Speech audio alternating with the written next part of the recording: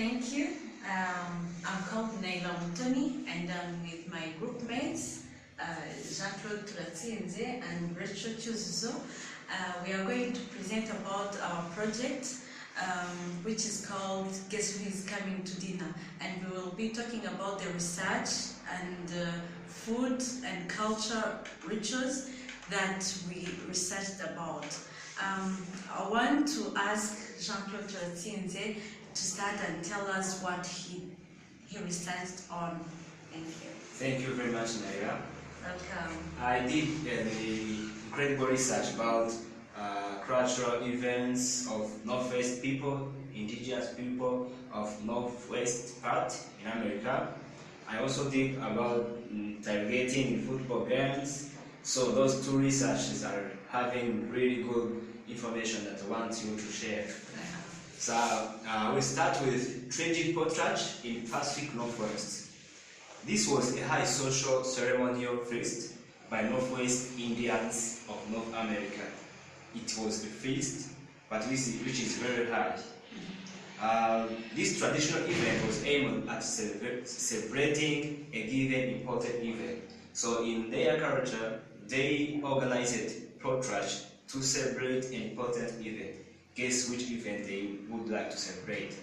So those indigenous people of Northwest North America organized this event in aim of giving away the possessions, all display wealth, generosity, and enhance prestige.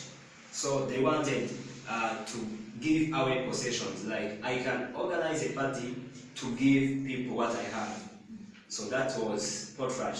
So there was many beliefs, many different beliefs, customs about this event. It was traditional and it was like a high social ceremony.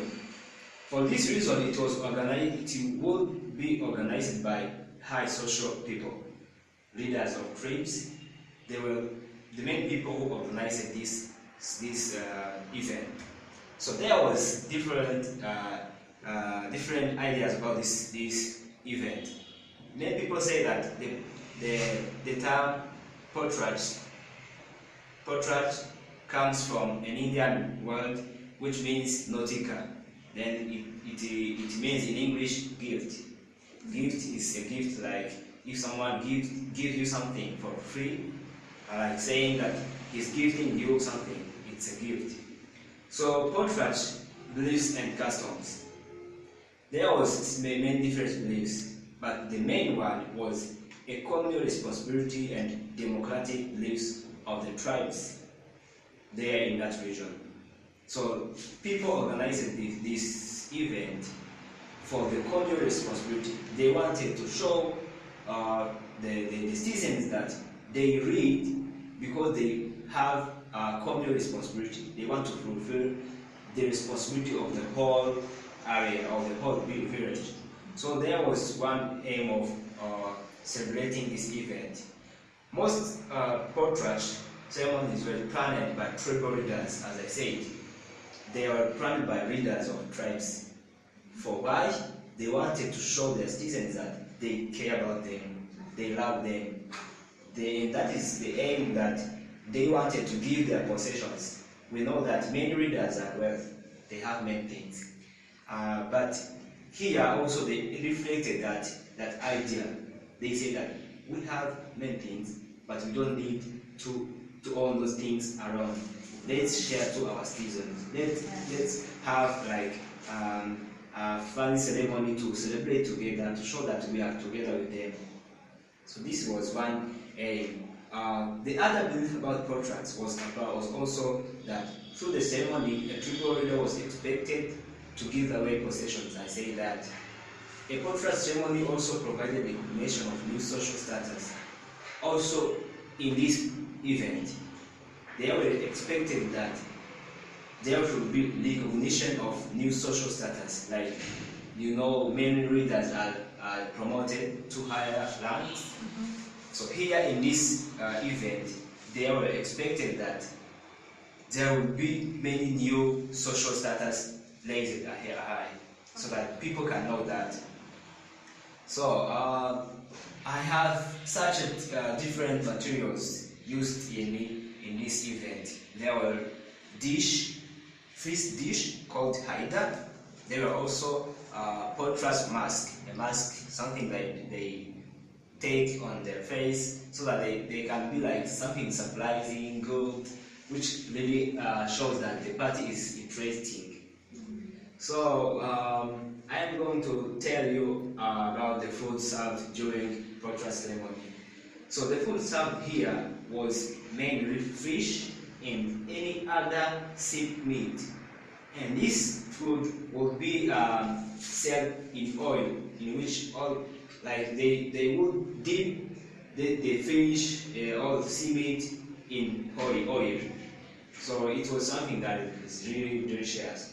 So there is a reason why these people aimed at serving fish or any other sea meat in this ceremony.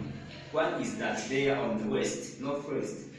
These people were living at the coast of the ocean, Pacific Ocean. So they serve this food as their main primary food. Like here in Rwanda, we say that cows is our primary animal, and people like to eat it. But there it was fish. Fish would be their primary food, and they honored that food very much. So I say that there was main reasons for portrait. One is recognition of new social status.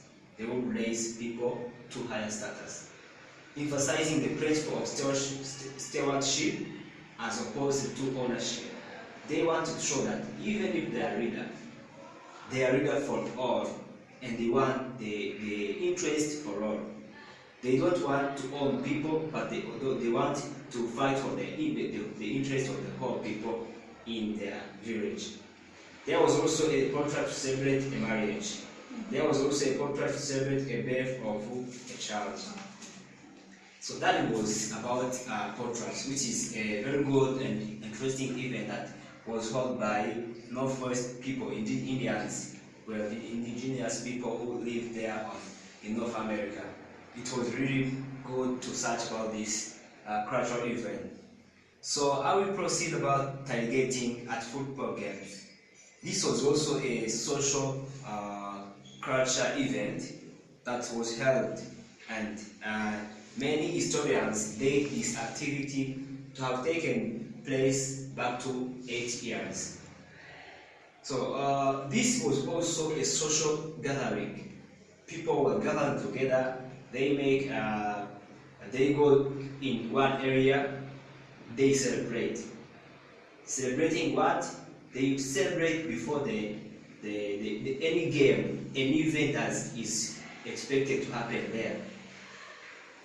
For example, if on the ground there will be a football game, people of the area would be there on the ground before 1 hour so that they can celebrate, they can sing and dance, they can eat whatever, so that they will have more energy to make fun and help their team win. That was tailgating. Tailgating is more than fun than actual. It was fun, because if I'll be showing you the pictures of people tailgating, you will see that it is more than fun. People would color their faces, would wear different clothes that are based on the culture. They would bring different food, which would show that this event was more than fun. They wanted to get energy so that they can have like a good smile for their teams. So they say that the first primary aim of tailgating party was to celebrate on before the actual event. Football games was one of the most liked game, and people used to tailgate before the game started in order to catch up fans as the way of supporting their team. So I say this, that this event started because of football games which were taken there, and people loved these games in the early period. So they organized this activity so that they will have like fun about their team. So they did this. I think this is where the origin of fan came, where we see fans getting into the stadium before the game starts. I think this was really the image of this we are seeing today, about people who may gather together before the event starts. Yeah. Then I would say that also in this event there was food considered most than others. They say that during the years of 80s there were no fast food restaurant. You know, it is eerie. In the 80s years it is eerie, and there was no fast food restaurant for people to carry like packaged food in this way. But also this was not seen to be like a free to tailgaters. What they did, as this was not a free to limit tailgaters, they made homemade biscuits and home-carved ham slabs were packed in buckets and carried where the game was expected to be held. These people loved very much their homemade biscuit. So this was their food in tailgating. It was not only, but this was the main food in tailgating, which were packaged in the buckets and carried there where the match or the event is going to be held. In addition, tailgaters could not forget a jug of tea or lemonade. I think you know that. They would bring tea, lemonade, so that they would have drinking, eating, enjoying very much. So this was about their food. Additionally, it was traditional to serve wild fish before the game started when tailgating. This was being said by Chapra 2012. They say that also fish was preferred in this event. So I think you see that fish in this time was really at its good time. So how were tailgating games arranged? In early period, tailgaters had to be present at least 1 hour before the event started. People literally turned their houses inside out, like to turn their house inside out. They would bring all materials outside where the game or the event is going to be held. Then it was like fun. People would not fear that people are going to see how I live, I'm going to see what I eat. It was fun. And after that, the thousand of mini households are on the public display on the game day. You could see like thousands of people having their house materials or cooking materials. Even they are tailgating, they cook their food and they eat right away. So this means tailgaters were and are good prepared to enjoy the party, where they bring all requirements to make the party fun and enjoyable. This was their aim. Today, tailgating continues to happen in various forms. Even I say that it back in the early period, but today it continues. How? Today, many tailgaters practice this event in parking lots, where they bring their cars, they park there, they bring their materials, cooking materials, they cook, they eat, they sing, and they dance. Like it's more today than fun than ever. They do it for just having life enjoyable. So this is about tailgating. I think you enjoyed listening about these cultures. It was very interesting, right? It was very interesting. And if I allow any question you would like to ask me, you can go ahead before Rachel continues. Thank you. You understand? No, understand. Okay. My question is about the tailgating. Yeah. So, was there anyone who was one person who was supposed to bring that food, or the whole team was to bring food and share? The bring and share thing. Yeah, as I said, there was more love between these people. The Arab people was really having more love between them. If like we have two areas, this area A is going to play with this area B. Then the people from area A all families would have like a representative, or they would go together. Then they bring food to the stadium or to the playground. From him, or they could bring that team A could bring food and share. They would bring food and share, not the team, but the citizens of the area where the team is coming from. Okay. Yeah, they would come there supporting their team. If someone has came without food, they would bring and share. They sing for their team. Okay. So this is how it would be arranged. Yeah. Yeah, thank you very much. Then my question is, was there anyone who was in charge of organizing that party, or people get aware of that there is going to be a game and then organize themselves without anyone in charge? Thank you, the good question. I would like to say that even if people of the area was aware that they have, it was like a must, even if they didn't force anyone to do that. But they knew that they have to go there for supporting the victory of the team. So there was like people arranging that party.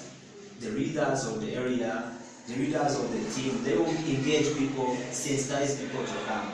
So people knew that in an easy way, they would come early. It's like, I can go here to campus, I said, people, you need to come to the meeting here, the meeting is held here, so please come, and you come all.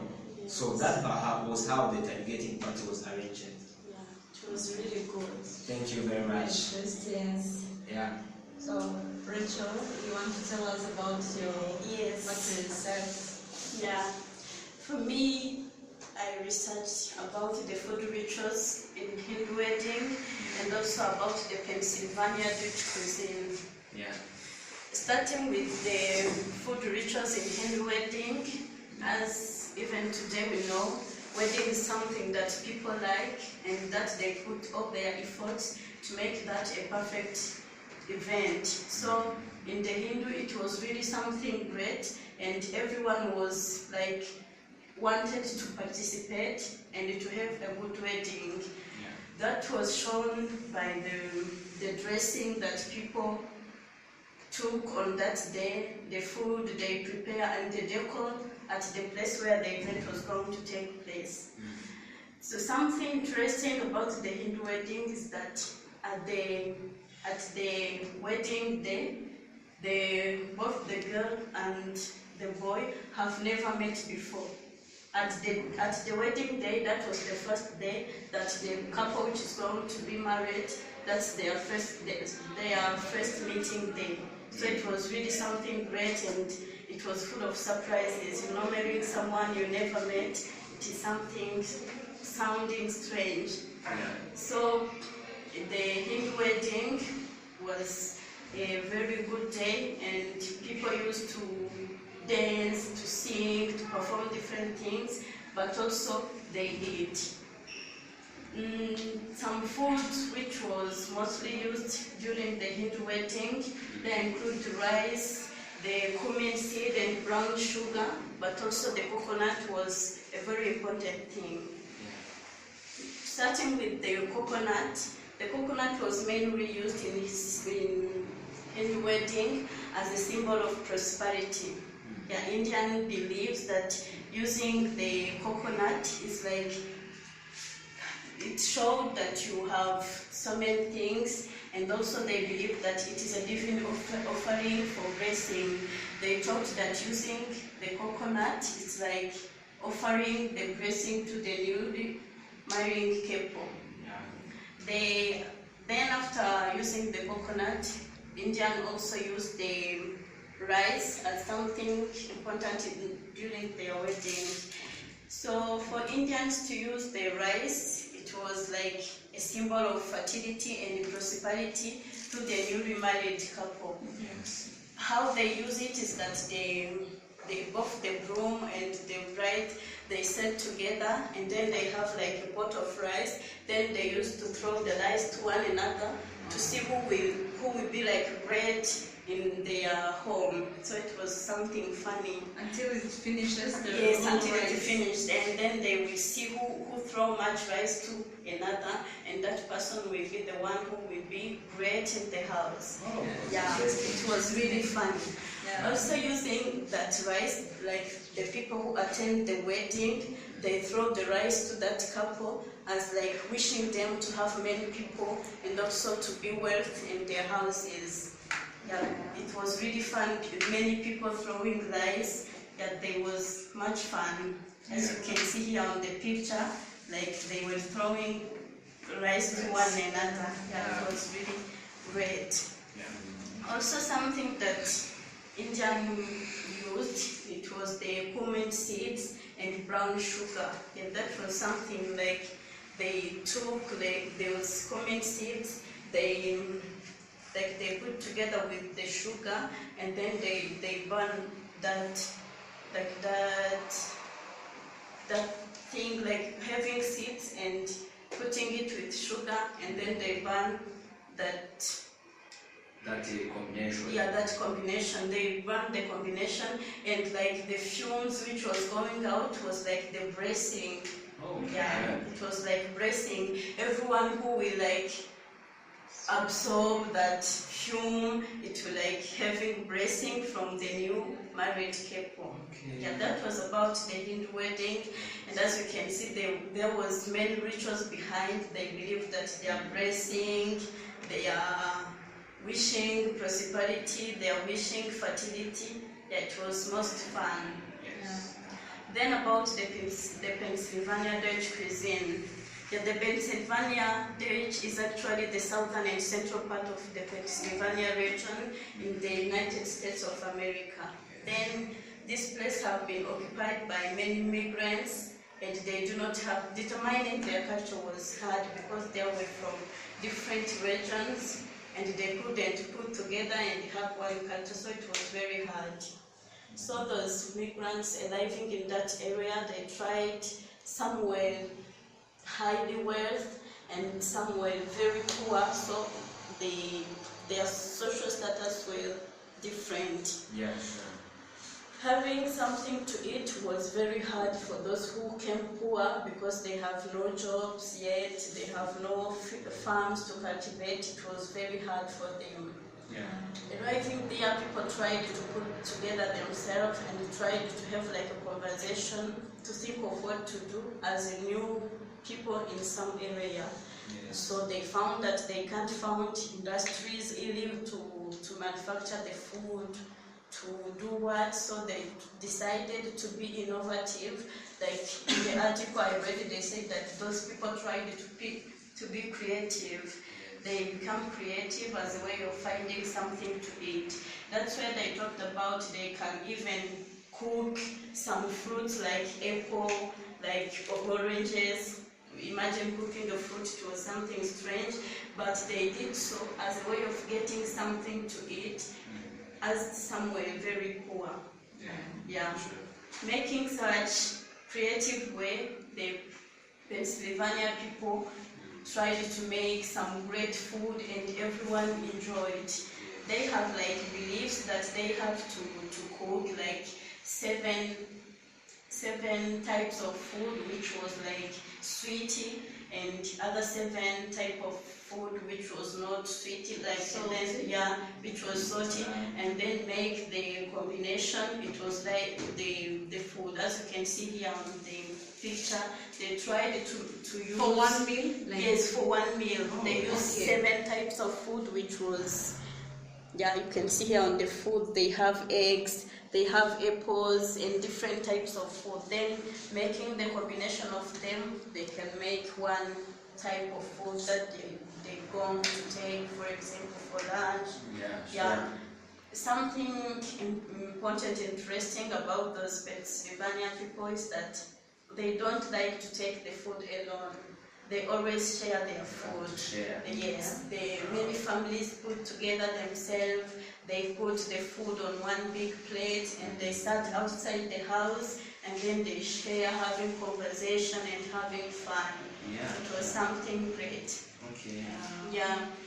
Another thing think about this culture is that at the time they made that food, outside people was thinking like, what does those people eat? They was wondering what they do there and how they find their food. Yes. Then there is one person whose name was Weaver. Weaver was the person in that Pennsylvania country, and he observed what was really going on that place, and he found that the people they live together are best cookers, and they are able to make like the food that everyone, even outside, can like. So Weaver tried to connect that Pennsylvania food menus to the outside parts, and that's where the food from Pennsylvania country reached the outside countries, and many people liked that food. So those people did a great job by becoming creative and finding some food, and they had a really culture of sharing, which strengthened their social relationships. That was about my findings. Okay, I know much about this presentation, about the wedding, more than about the wedding, I think the wedding. Yes. So I would have like one question. You say that the marriages or those people who were getting married was their first time to meet. Yes. It surprised me. Yeah, it was really How that? surprising. Imagine if you are going to meet someone new, and then you don't feel you are welcoming him much or her. So was that used to happen there, or you was like expected to accept anyone who you will marry? Yeah, that's a very good question. But as I read, that was like the culture. Everyone in the country has to accept it. Oh. If like your parents choose for you a girl you have to marry, at the wedding day you met her, and you for example she is ugly or you don't love her, at that day, because your parents choose that girl for you, you have to accept and live with her. That's how the culture was. Maybe it is its advantage. People of today can't like it, but at that time it was something that everyone had to accept, and they liked it. Okay, thank you very much. I had the same question as Jean-Claude, but now, I wish I can attend once that wedding. Yeah, it was really good. Okay. So, for me, I want to share with you what I've researched on. Yes. I did a research on Hawaiian poi and Japanese rice. Okay. Yeah. Food. First of all, I think you know Hawaii. It's an island, an American island. Yeah. So they have a food there, which is called poi. It is a food which has a great value in Hawaii, in Hawaiian culture. So it is important. It is an important type of food because sometimes it has like they even teach how to cook or prepare that in schools. So it is recognized very much. Yeah, it is recognized very much. Yeah, I think here in Rwanda you can't find it where people can teach how to cook like everyone. To everyone or provide a lesson of cooking. So in Hawaii they teach how to cook this poi. Yeah, so this poi does not contain sugar or salt. Yeah, but sometimes when it is ready, people in Hawaii like to take it with sugar or salt. Yeah.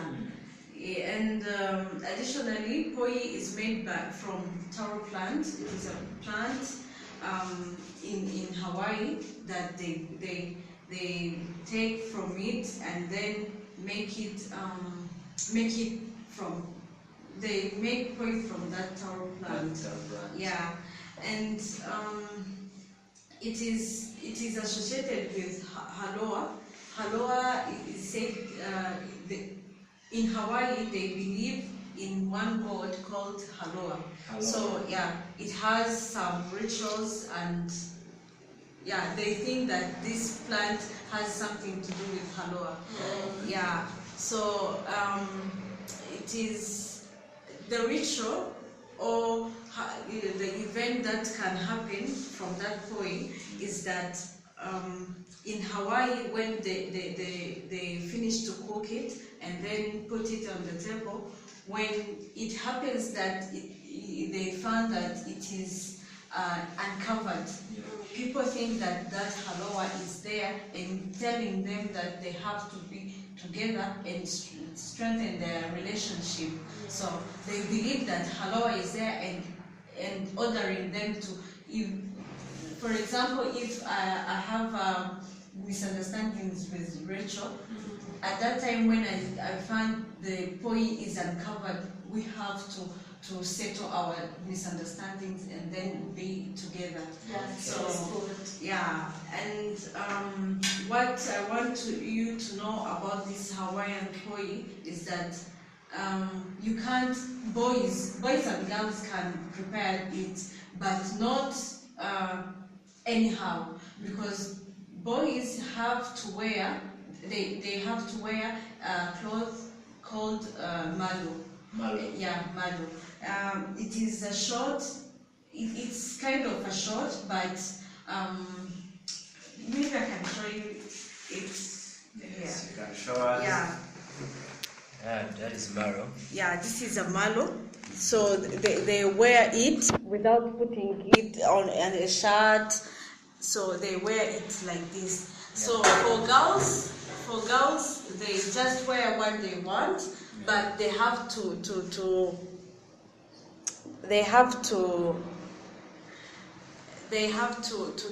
attach their hair back so that the hair cannot enter in the poi. Cannot touch on the poi. Yeah. So maybe I can share with you how the instruction to prepare this Hawaiian poi. So the first of all, you have to place poi in a large bowl. Yeah. So secondly, you have to mix with hands, adding a little water. Yeah. And then you continue mixing and adding water until of the desired consistency. You continue on mixing, and then you store it in the refrigerator. Yeah, you store it in the refrigerator. Yeah. If the poi is hard, somewhere that is cold. Yeah. Oh, yeah. Yeah, sure. Because not everyone has at that time. Yeah. Not everyone has a refrigerator, so you could put it in a place in a cold place. Okay. So when you find that the poi is hard, remove it from the bag or place, and then cover it with a clear rope. Actually, maybe here you see these branches from which matoke is from. Yeah, you cover it. Yeah, or bananas. So you cover it with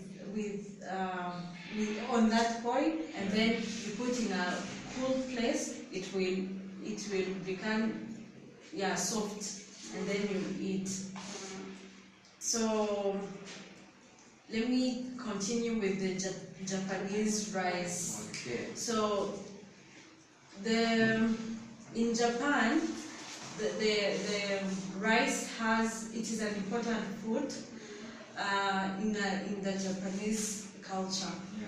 So rice will let people live in harmony and join together for decision making.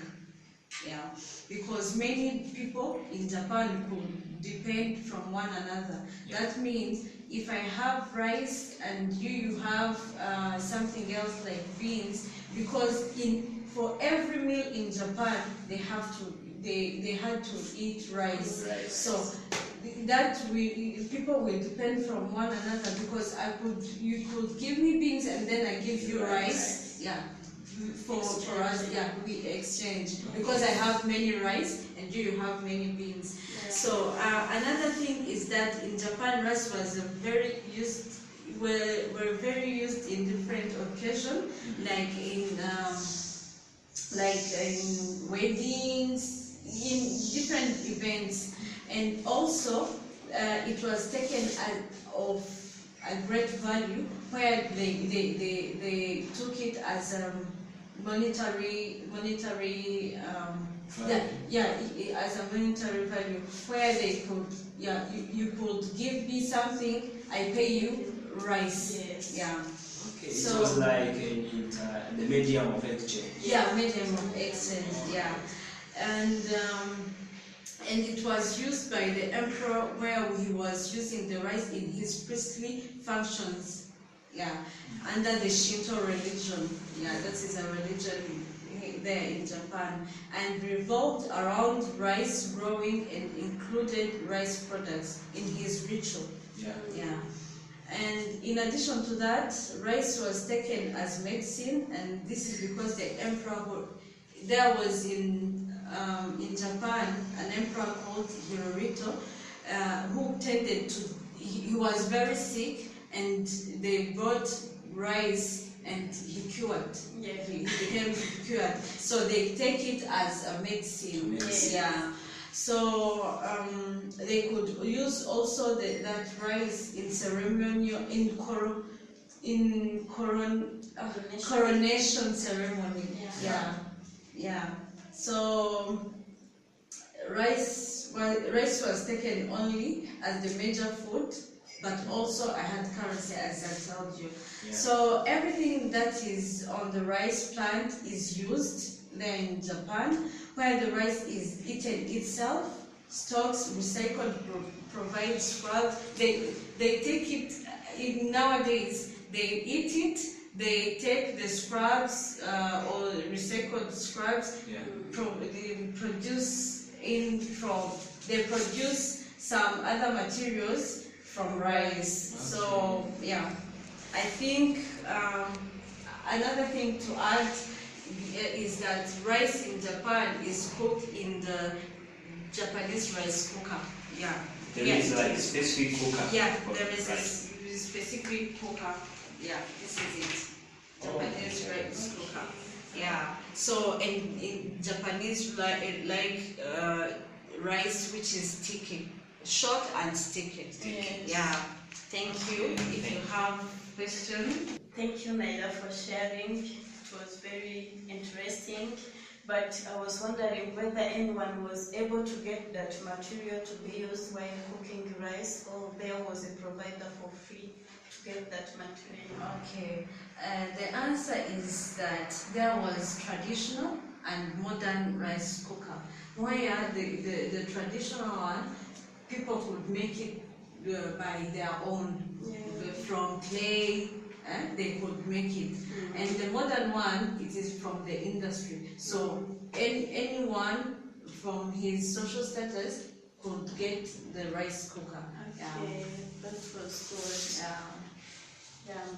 Then after making the research about the foreign food cultures and their associated rituals, we also made a research about our culture, the Rwandan culture. Yeah, we are Rwandans and we have some little knowledge about what happens in our country, about the foods, but to get the real information, we conducted the research and we have the result where we wrote about the food laws. So I would like, who is going to start? Let me start. Okay, Yeah. Naila is going to share with us the Okay. result of the food law. So, in our Rwandan culture, I chose to talk about the event called Kuryumunyano, which means, which was an event that Rwandan people could organize for giving the name for the newborn. Yeah. So Kuryumunyano in Kinyarwanda, in English, means, it's a Kinyarwanda word, and in English it means to eat baby's feces. Yeah. So the event that will take place when parents of baby wanted to give him or her name was called Kuryumunyano. And I tried to reach out one of my neighbors called Immaculate Rubiro, and she shared with me some little knowledge about that. Yeah, because it used to happen when we were before I was born, and when I was young, yeah, they used to do that. That's mean I don't know much about that. So I decided to approach Immaculate and tell me about that. So the purpose was that I asked her how it was done and its purpose. She answered me that the way this was done was that parents would invite their friends and children in the same area and come in the same neighborhood and come and share food and eat together and dance. Yeah. So it was a kind of party because it was a way of bringing people together and celebrate together. Children liked this event more because they could sit in a cycle and share food with others. Yeah, they could share stories while eating. So children liked that the most. Yeah. So they could eat on like a tray or a plate called inkoko or intara in Rwanda, which is a big tray on which food is served here in Rwanda. Whereas parents were drinking Rwandan beer called ubarwa or amarwa. So there was a particular kind of food that was to be consumed at that event. Among them, beans were the most important, where they could mix beans and some other vegetables, recycled vegetables, small amounts. And also they had to add some little amount of waste of those vegetables to consider that it was baby's excrement, as the name of the event was called. So beans were considered more important to this event because it was a kind of food they could mix with other food and still make a good meal. Yeah. For example, they could mix with sweet potatoes, bananas, Irish potatoes. So on my side, I knew that beans were important food in Rwanda because all families in Rwanda use for everyday meal. Here in Rwanda, they consume beans a lot. The reason why this is consumed highly is that they are easy to find and they are cheap. So they grow everywhere in the country and they are cheap. Furthermore, you can find beans for every meal in Rwanda. So that made me believe that it contains more nutrients that the human's body needs. So as I used my own observation and closed the interview, first of all, I didn't know about the kujibunyano and how it was done. Through the closed interview I made with my neighbor, I got to know its purpose, how it was done, and also the kind of food that was involved.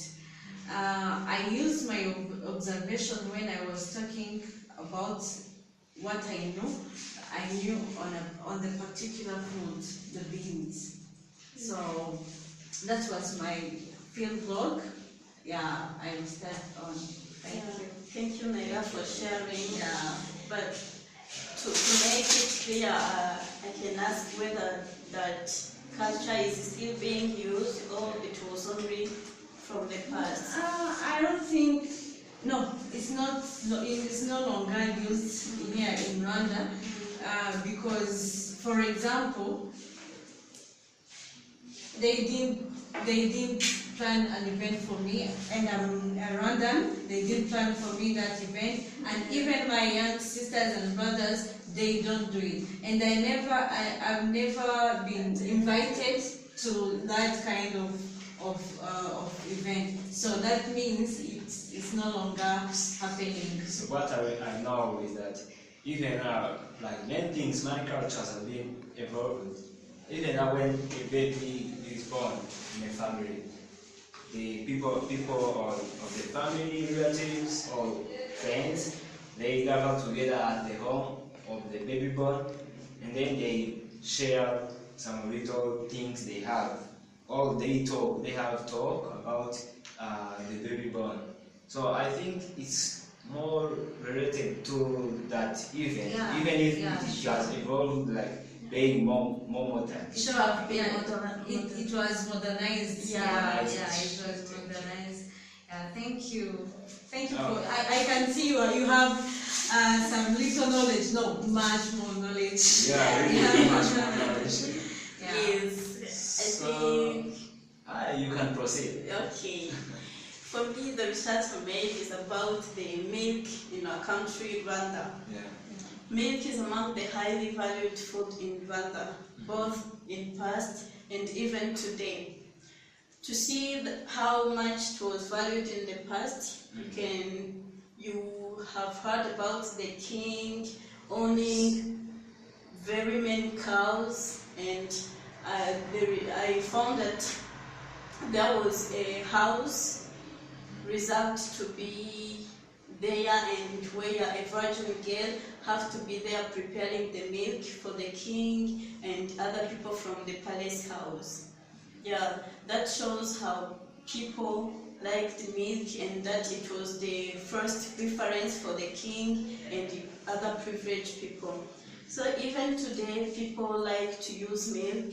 For example, they used to feed the baby borns milk, and also other people consume milk every day. Yeah. So what I knew about milk is that it is a very nutrient food, and as cow is like the main, like it's something that people like because they have so many things like the milk, the meat, and the humans for those who do agriculture. Yeah. So to know more about milk, I approached my neighbor in my home place. She's called Umugwaneza Angelique, and she is an old woman, and she still owns like 4 cows at her home. Yeah. So I approached her at her home, and I wanted to know more about milk, because I know some people talk about milk when they say ishushu, some other use ikivuguto, and other use the butter. So I just wanted to know more about those 3 different items. Approaching that woman, I had a small conversation with her, and I asked her whether she does the milk every day or if she only sold that milk. She told me that her babies like milk, and she even like milk, and they use milk in its different ways. Yes. She told me that after having milk from the cow, they can prepare tea or consume that milk as inshushu, mixing with sugar. Yeah, and it is very healthy for its children. Yeah. Also, she told me that having that inshushu, they can keep it like for 3 days, and after those days they can have the milk in 2 different parts, where the upper part is for the butter and the lower part is for the kivuguto milk. Then she told me that you have to separate that mixture and have the butter apart and the kivuguto apart. Those are the products from the inshushu. So I liked that because I once visited someone and she gave me that ikivuguto, and I liked it, how it was. Yes. So she told me that at every day when they are going to take dinner, they also have to have milk, and I wondered why. She answered me that from the beginning, her children was very bright at school, and she told me that that was from the milk. So I wondered why. She told me that the milk is a very nutrient food, that even it's like it have proteins and other elements which help human body to be healthy and to function at its normal rate. That's why people who usually took milk become bright at school, even in their social life. Yeah. So after the research I made, there is what I found, like the result. I found that Rwandans use most milk from the past and even today. I found that many people like to take milk as in Shushu, Kivuguto and everywhere, but that there are different rituals associated to that milk.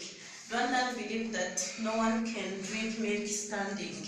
So whenever they give you milk, you have to sit wherever you are. Yeah. So they believe that when you drink milk standing, it can lead to the death of cows from the disease called uburenge. That uburenge is a disease which can kill cows, and you as the owner of the cow, you can't notice that your cow are being like ill, so that you can find for medicines. They die and you can't notice that. So the owner of the cow have to make sure that everyone who is going to drink milk from their cow has to sit down. Yes. Yeah. Another thing is that Rwandans believe that anyone who drank milk is considered to be healthy from the nutrients from that product, and also anyone who owns cow is considered as someone who knows much about the Rwandan culture. That's because while preparing milk, there are different actions performed, there are different materials used which have been used in the past, and you can't use those materials without having any idea of how it was in the past. Yeah, Rwandan like milk, and they use it even today, and it's something which helps Rwandans to keep conserving their culture from the past. That's my findings. Thank you very much, Rachel. I hope to hear about milk and how it was important, and it is even important nowadays in the Rwandan culture. Yeah. So me, I I want today to tell you about a traditional beer, Rwandan traditional beer Yes. called Ichigaje. You may wonder how this beer was made, how it is made, and it was there for a long time in the early periods of Rwandans.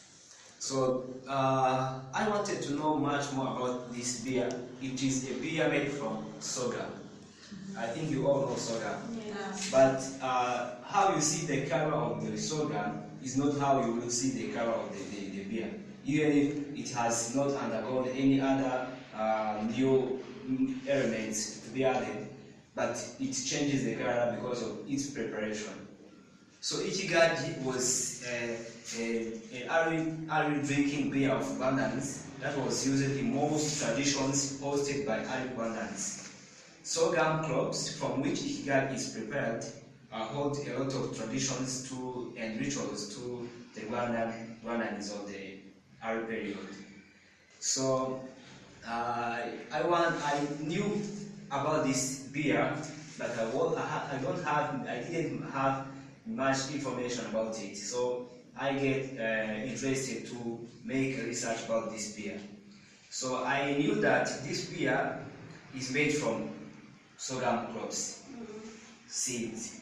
So I had also known that it is a main traditional drink for Rwandans, and I had also known that Ikigali must be a main drinking in weddings, feasting, and sacrament events. I think you know sacrament events for Catholics. Yes. When these events are called, people know that this beer must be there to serve massive people, main people.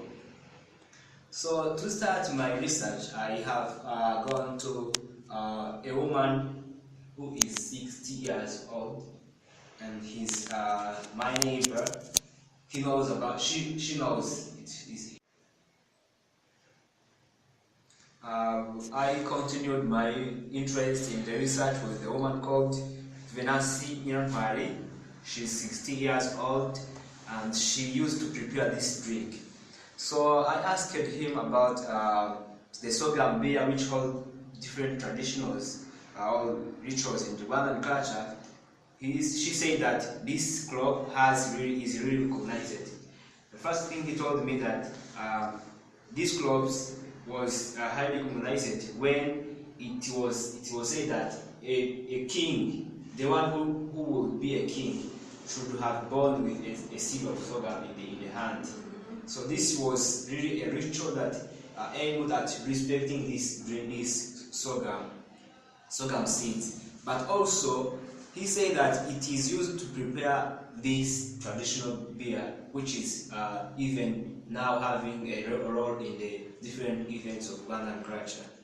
So see, I asked him that in different events, how she may describe different events where this traditional beer is used.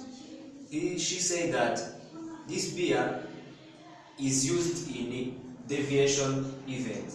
Divination event is where there were people who predict the future of the country.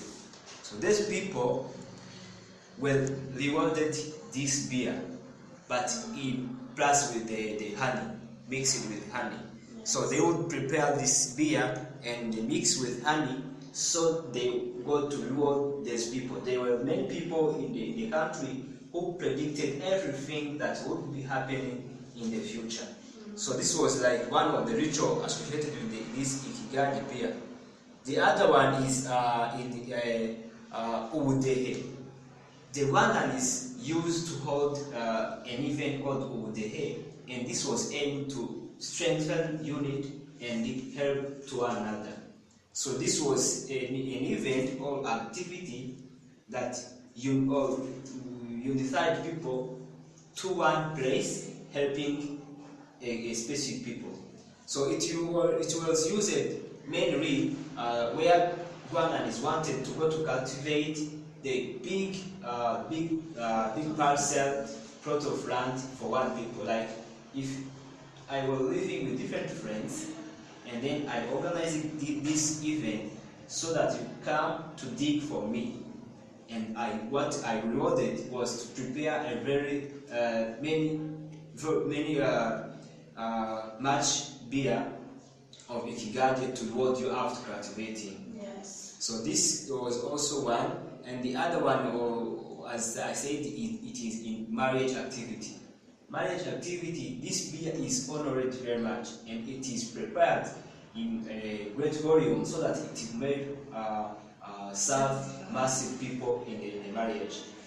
So I get the curiosity of how this beer is prepared, and she told me different steps to prepare this beer. The first step is to have dried sorghum seeds, if they are dried in a red color. The second step is to put those dried seeds into water. You dip them into water for 2 to 3 days. There is like 48 hours. After that, you take out the seeds when they have been like humid. They are humid. You take out the seeds. You put it in the container that will allow water to flow down.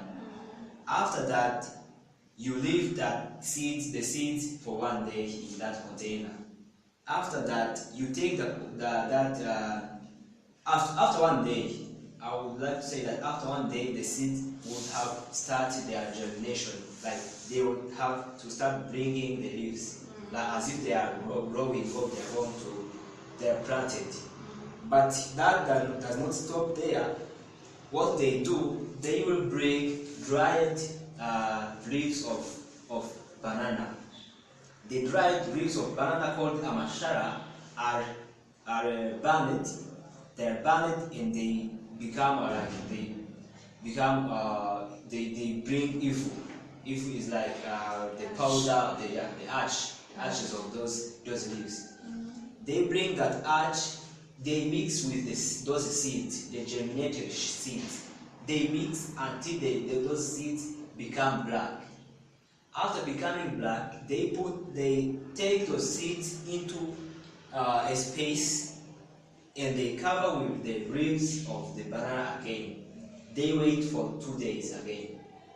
After waiting for 2 days, they will have like brought very big leaves, or they have started like growing. After that, they took them to that place and then they put on the sun. They dried on the sun. They dried 1 day, 2 days, 3 days, 4 days, and if there is like much sunshine, those germinated leaves of the seeds are like started to dry, and after that they squeeze those seeds. They squeeze very much so that those leaves are roast. So after that, they are like at the last step of preparing hikaje. They take those seeds. They like, how do they call usya? They use like traditional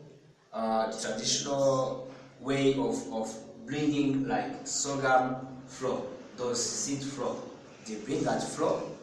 After getting that flour, they will cook water, enough water, because if those seeds became like that, they generate a lot of drink, a lot of beer.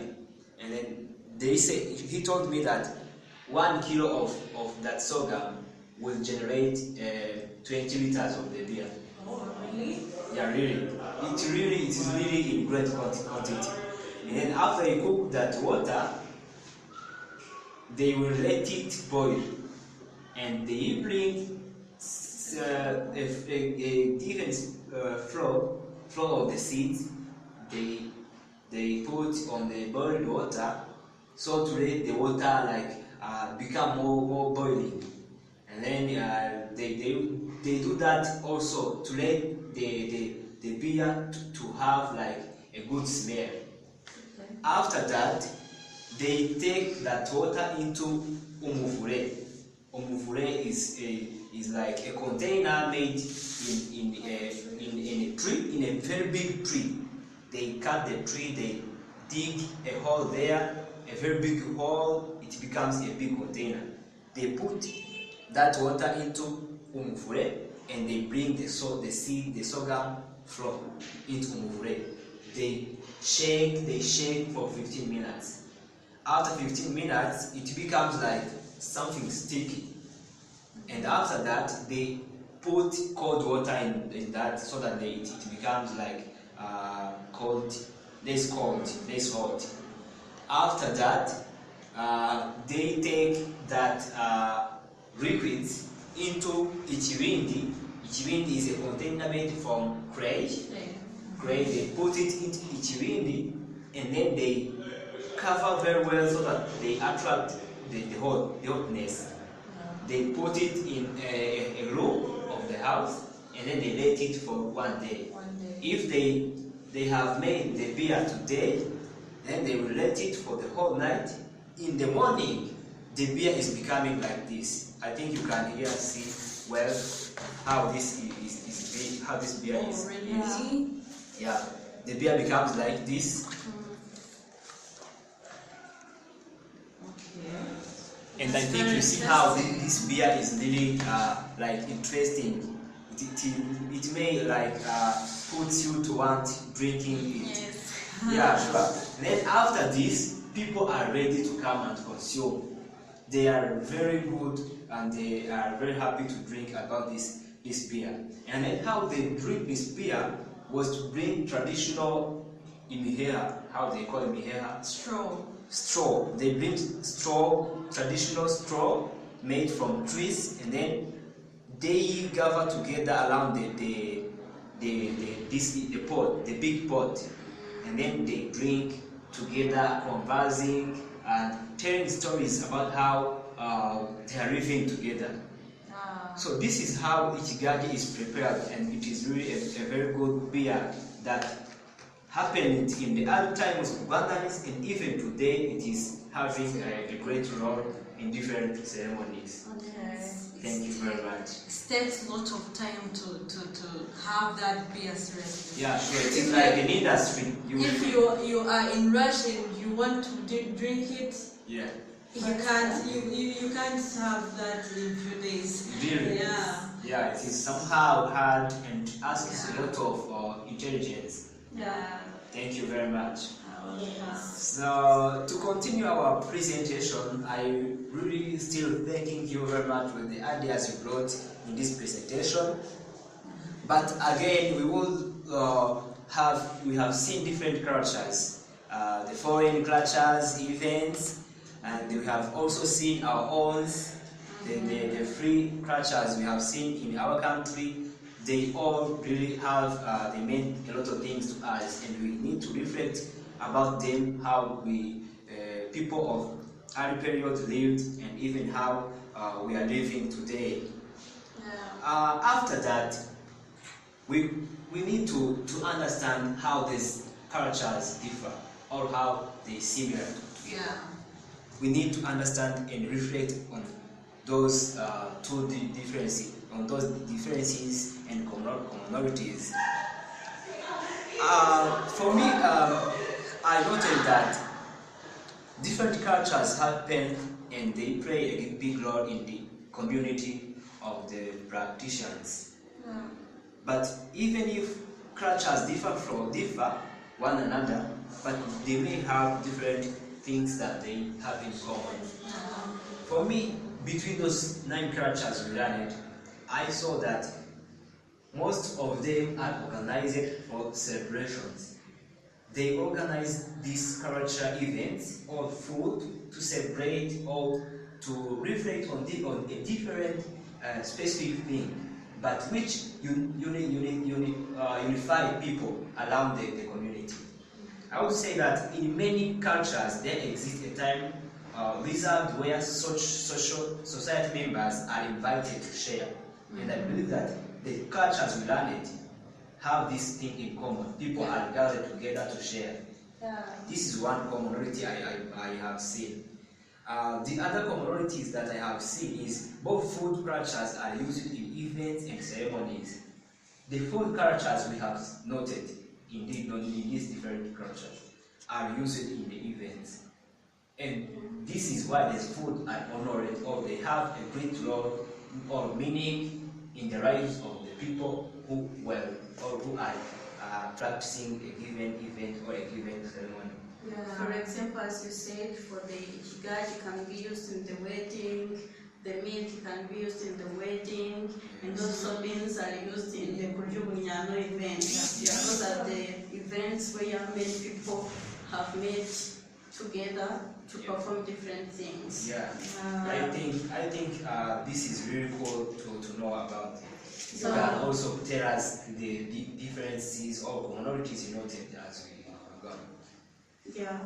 For the differences of the different results that we found is that some of the food and tradition and the rituals are still used today, but they have been more modernized. So the difference that I found is that those foods have different ways of being prepared. For example, for preparing ikigai, we have seen that it's somehow a long process, while preparing milk doesn't require more than 2 days. It's a simple process. So another difference is that not every ritual of food culture is still done nowadays. So that means there are food or tradition or rituals that are still made today, and others are no longer being held. Like that, flowers have been modernized, while the milk is still being used and still valued today. Okay, another commonality they share is that all cultures we have noted, they have specific food reserved for it. They can't hold that ceremony or that event without that food, and they can't use any other food they want. They have specific one they reserve for the culture. So I would like to have this time thanking very much for the commitment you showed while completing about this research about this project, which was really interesting to reflect on different cultures or abroad and here in Rwanda, our country, So I thank you very much for the commitment you showed and the participation you showed as a team. I would like to shake your hands very much. Yes. We got to be. Thank you, Thank you. Jean-Claude. I think me also have something to say. I enjoyed working on this project as it have helped me to learn so many things about the abroad and mostly about our culture. Yeah, it's not everyone who knows those things we discussed, and it's my pleasure to have an idea about that. Yeah. Yes. So me too, I like the way I discovered more things, that I didn't know from abroad. So, and even from our country, Yes. like the Kujimunyano, I didn't know about that. So thank you so much for your participation. It's not to everyone. It's not the same. That's right.